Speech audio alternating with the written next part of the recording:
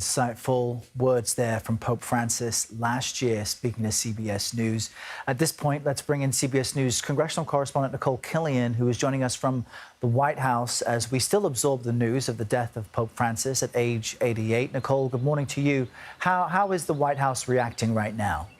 Well, we just heard from President Trump a short time ago, who posted on Truth Social, "Rest in peace." He goes on to say, "May God bless him and all who loved him." Speaking of Pope Francis, of course, we know that President Trump did meet with Pope Francis during his first term and spent a good deal of time with him, about 30 minutes in a private meeting back in May of 2017. They also exchanged gifts. Obviously, they did not have a chance to meet in this second term, but we do know, of course, that Vice President Vance met with the Pope just yesterday. He, too, also posted a short time ago that he was very happy to see the Pope yesterday, even though he was obviously very ill.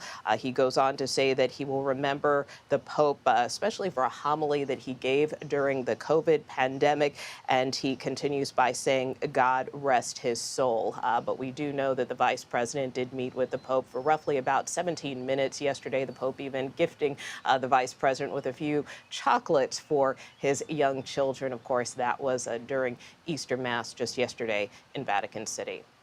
Yeah, Nicole, that meeting carrying with it now so much more importance with this news. One of the first acts of this Pope was to visit the Mediterranean island of Lampedusa to kind of highlight the issue of migrants coming into Europe. And his papacy had been marked by a level of sympathy for those aiming to move to other places for better lives. And that had been a friction point between this Pope and the Trump administration and the previous Trump administration. I understand even with Vice President J.D. Vance and his aim to meet with the Pope this past weekend, there were also some delays and friction points as well. Can you highlight some of what that was?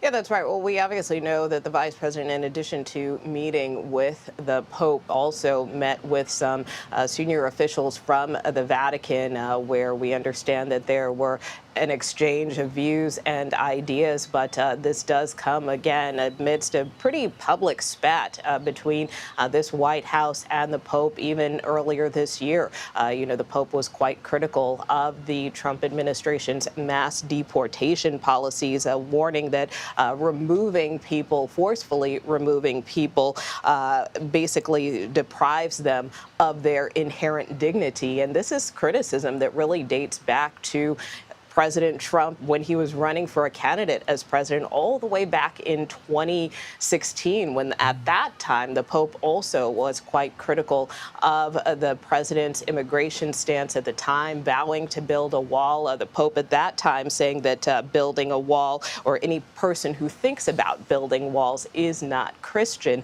At that time, President Trump was critical of the Pope, saying, that was disgraceful to try to question his faith and Christianity. In spite of that, though, as I mentioned, the president ultimately met with the Pope in 2017, obviously, despite their differences in views. Again, we saw the vice president meet with the Pope just yesterday. So while they criticized each other publicly, it didn't stop them from trying to maintain a relationship with the Holy See and with the Vatican. Of course, we know that certainly the Pope and the Vatican tries to be neutral in terms of its politics. And so maintaining those relationships certainly were equally important, not only to the White House, but certainly to the Vatican as well.